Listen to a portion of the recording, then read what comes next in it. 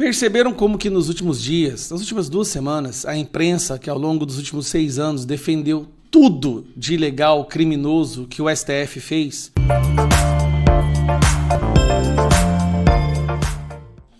Perceberam como que nos últimos dias, nas últimas 2 semanas, a imprensa, que ao longo dos últimos 6 anos defendeu tudo de ilegal, criminoso que o STF fez?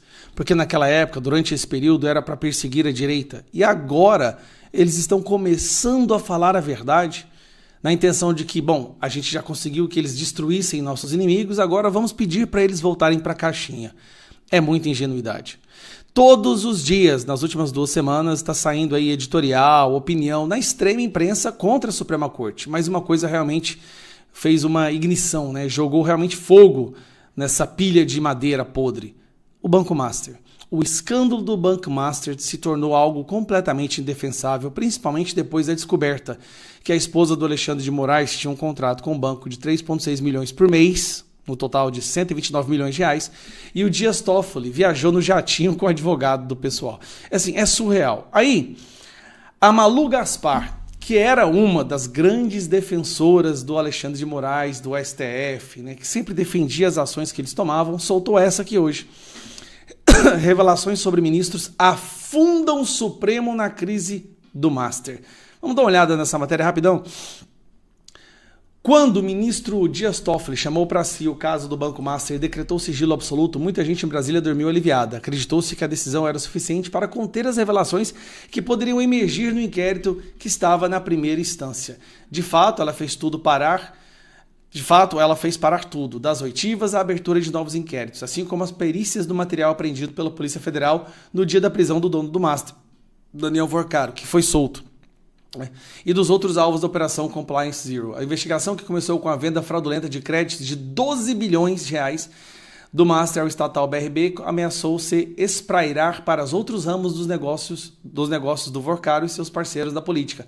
Mas a decisão de Toffoli parecia ter levado o potencial envolvidos a porto seguro. Aí ela começa a falar que não é bem assim, a blindagem deu furos, como, por exemplo, a revelação de que o próprio Toffoli viajou para o Peru com o advogado de um dos investigados no jato de um empresário amigo para assistir a final de Libertadores. Aqui viajou com Augusto Botelho, que pediu para que toda a investigação fosse para o Toffoli, e horas depois da viagem, Dias Toffoli vai lá e acata o pedido. Depois vem a questão do Moraes. Já era público que o escritório de sua mulher e de seus filhos, o Barsi de Moraes Associados, tinha um contrato com o banco, o que não se conhecia era o valor, 3,6 milhões por mês por 3 anos. E um banco que estava falindo, tá? Ou 129 milhões ao ano. Um banco que estava falindo disse, olha, isso aqui é prioridade. A gente pode deixar de pagar todas as outras contas, mas essa conta da esposa do Moraes precisamos pagar. Fala um pouco sobre o contrato, né, que é um contrato amplo. Que projetos são esse tipo de acompanhamento? Isso ainda é mistério. Cara, isso aqui é o maior contrato feito por um escritório de advocacia que se tem notícia no Brasil. Não se tem notícia de um contrato feito por um banco com um escritório desse montante, né, com esses valores. Se fosse um argumento aceitável, porém, já teria agradecido algum cacólito de plantão para defendê-lo em público. Ninguém está defendendo o Toffoli, né? Antes, até havia quem dissesse que o sigilo de Toffoli era necessário para impedir vazamentos, ou que o caso Master poderia se transformar em Lava Jato 2.0 e levar ao surgimento de novos outsiders como Bolsonaro. Na linha do "sem investigar o Master, o fascismo volta". Essa é ótima, né? Agora, até esse pessoal anda calado. No Supremo, o constrangimento, pelo que já se sabe, só não é maior que o pavor de que ainda pode vir à tona. Quem conhece bem as entranhas do Master reconhece que o abalo pode ser gigante. A nova esperança de Toffoli, Moraes e companhia é que o Procurador-Geral da República, Paulo Gonet, mantenha o processo com o Supremo, endosse o sigilo e ajude a dificultar o andamento da investigação. É lógico, né, porque o Paulo Gonet foi escolhido pelo STF e pelo Lula para poder colocar panos quentes em todos os crimes dessa galera. Mesmo que o caso venha a ser abafado pela PGR, o estrago já está feito. Os requintes de promiscuidade com o Master são o coroamento de uma degradação que vem de longe, o resultado da simbiose entre a onipotência alienada dos ministros, e a conivência de amplos setores da sociedade. E aí fala o temor do Moraes, do modus operandi, da esposa dele e tal. Cara, a imprensa, de repente, começou a perceber, ou não, já percebia antes, mas se fingir silêncio, começou a divulgar o que realmente está acontecendo. É a nossa indignação. Qual que é o problema? Eles têm camadas de blindagem. Nós, se nós falarmos, se nós denunciarmos tudo isso que está acontecendo na Suprema Corte Brasileira, nós somos perseguidos, eles abrem inquérito, nos acusam de qualquer coisa, derrubam as nossas redes, tudo em nome da democracia. Só que tá difícil. Saiu a matéria hoje dizendo que o Toffoli viajou no avião ligado a um cara do PCC. Cara, talvez seja melhor fazer, sabe o quê? Um avião, um jatinho particular para cada ministro do STF. Talvez assim, né? Diminui um pouco essa visão de promiscuidade. Tá vergonhoso o que tá acontecendo. Vergonhoso. Como tá tendo muito debate nas redes sociais, o que é normal, eu acho que essa é uma hora de parar, respirar fundo e esclarecer exatamente o que aconteceu ontem. Agora que a temperatura baixou e o sangue esfriou. Em primeiro lugar, não é o que nós gostaríamos, não é o ideal, mas não deixa de ser uma gigantesca vitória. Pare para pensar. Nós vivemos numa ditadura ou não? O STF respeita alguma coisa que está na Constituição? Não, não respeita. Mesmo assim, nós conseguimos, por causa da mobilização popular, por causa das redes sociais, por causa das articulações aqui no Congresso, aprovar um projeto de lei que reduz apenas as penas dessas pessoas que estão ilegalmente presas. Mais uma vez, o que elas merecem é que todas as penas sejam extinguidas, que elas pudessem imediatamente voltar para suas casas e receber uma compensação pelo que foi feito contra elas e quem as colocou na cadeia fosse processado e preso. Isso é o que elas merecem. E vamos continuar lutando para que isso aconteça um dia.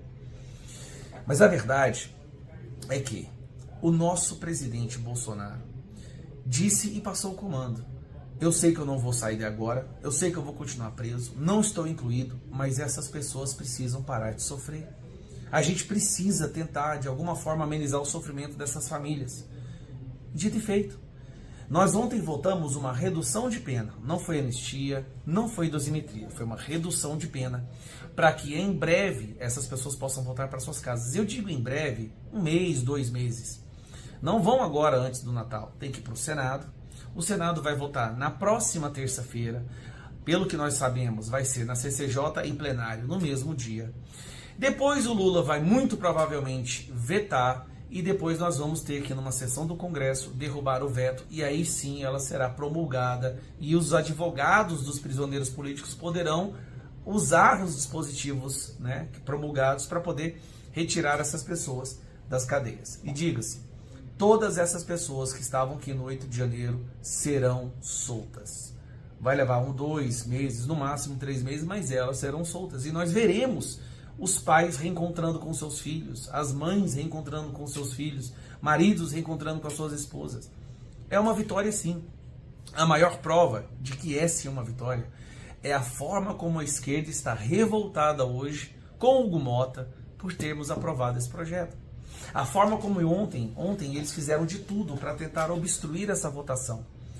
A maior prova de que nós fizemos algo correto é o ódio, a raiva e a revolta que a esquerda está sentindo.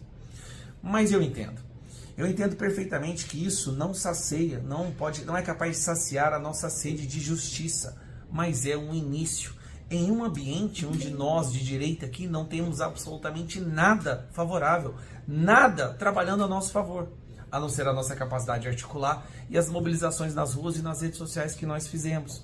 É o início. Bolsonaro só pediu para que a gente continue lutando por ele. E há outros caminhos para continuarmos essa luta.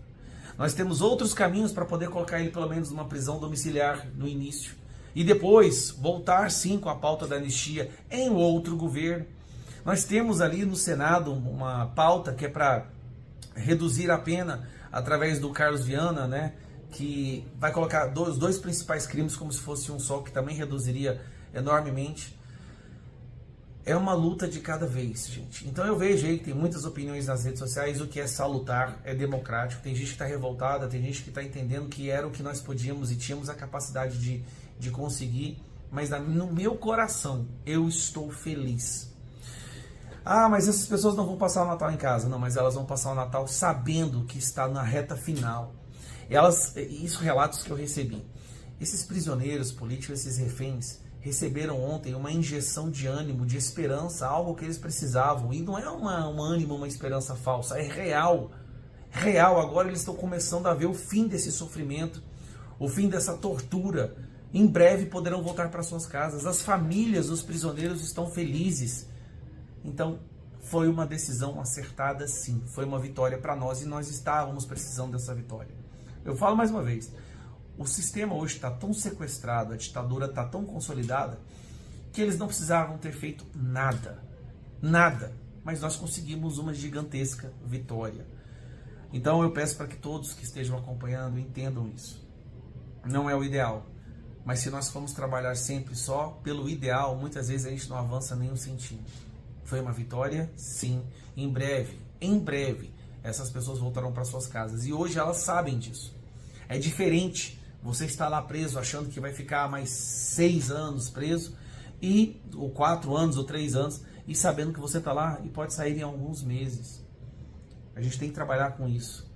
Agora vamos apoiar os senadores para que eles possam acelerar esse processo, para que seja votado na semana que vem. Lula teria 15 dias para vetar, e aí logo no início do ano que vem a nossa pauta principal é derrubar o veto. E aí nós vamos precisar de muitos votos também.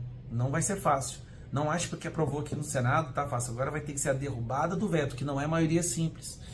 Então vamos trabalhar por isso agora, paralelamente, para domiciliar para o Bolsonaro, ou até mesmo para libertar Bolsonaro. Tem um habeas corpus agora na segunda turma, que está sendo relatado pelo Fux.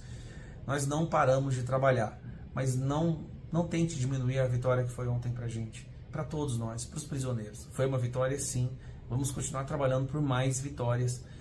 E ano que vem a gente pode pelo menos, gente, porque olha só, ano que vem é um período de eleição.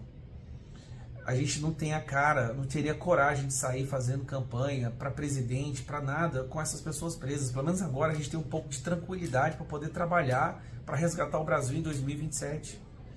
Então, eu peço a todos a compreensão. Para muitos de nós realmente foi difícil, mas a gente entende agora. Era o possível. E essa é a arte da política, né? É fazer o que é possível. Vamos trabalhar agora para o Senado e depois derrubar o veto. E se Deus quiser, quando sair as imagens dessas pessoas se reencontrando com as suas famílias, eu te garanto, até você que é o mais cético, você vai entender como tudo valeu a pena.